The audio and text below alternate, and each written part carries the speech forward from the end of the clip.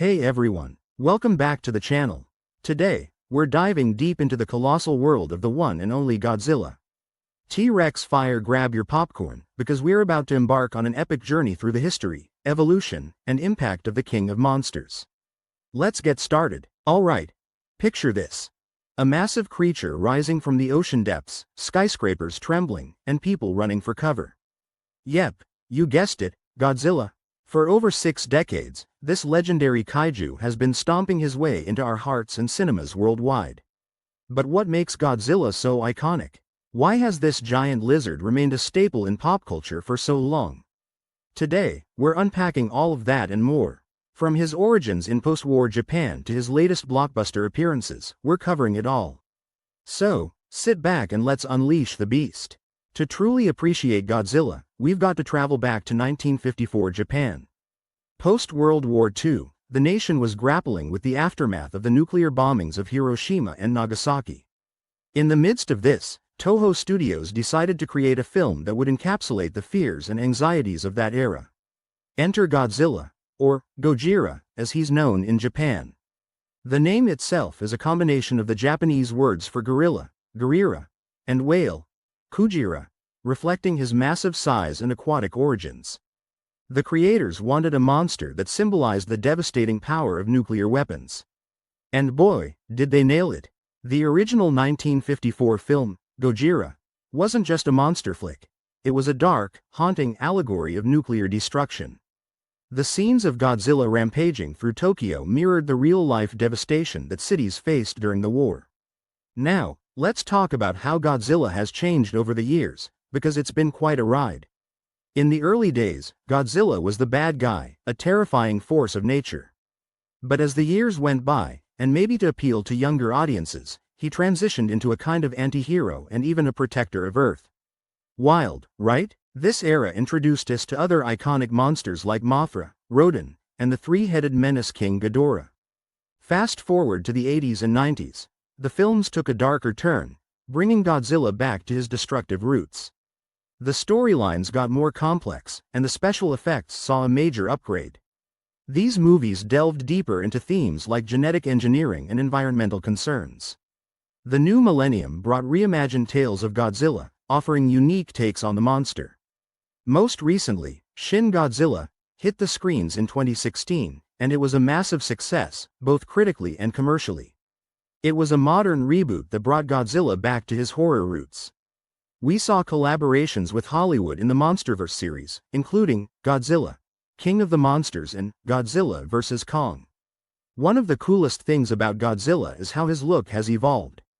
T-Rex in the beginning, Godzilla was brought to life through suitmation, actors in suits stomping around miniature sets. As technology advanced, so did Godzilla's appearance. He grew more muscular, his scales became more defined, and his overall presence became more intimidating. The iconic atomic breath is probably Godzilla's most famous ability, a devastating blast of radioactive energy. Over the years, he's also showcased powers like nuclear pulse attacks, regenerative healing, and even magnetism in some wild storylines. Godzilla hasn't reigned alone, he's had some epic showdowns. King Ghidorah. This three-headed dragon is arguably Godzilla's arch-nemesis. Their battles are the stuff of legend. Mothra, a giant moth goddess who sometimes opposes and sometimes allies with Godzilla. Mechagodzilla, a robotic doppelganger created to take down Godzilla. There are times when Godzilla teams up with other monsters to take down a greater threat.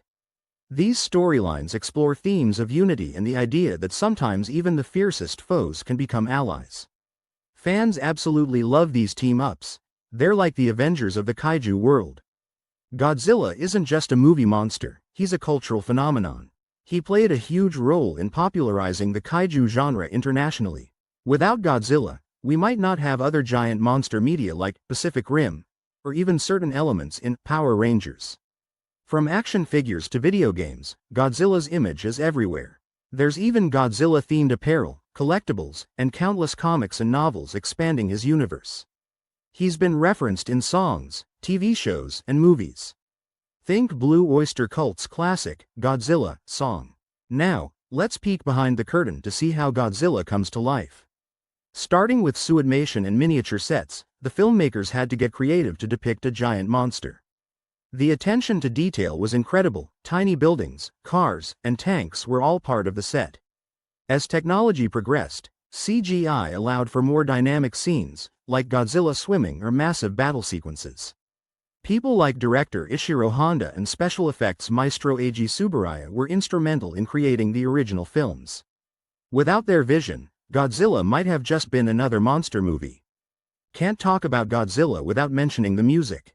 Musical notes composer Akira Ifukube created the iconic Godzilla theme, a piece of music that's as legendary as the monster himself. The sound design, including Godzilla's roar, is instantly recognizable. Over the years, Godzilla's been more than just entertainment. Initially, some critics didn't take the monster genre seriously. But as themes became more pronounced and storytelling evolved, Godzilla films started receiving the acclaim they deserved. Godzilla movies often tackle big issues: nuclear proliferation, environmental destruction, and humanity's impact on nature.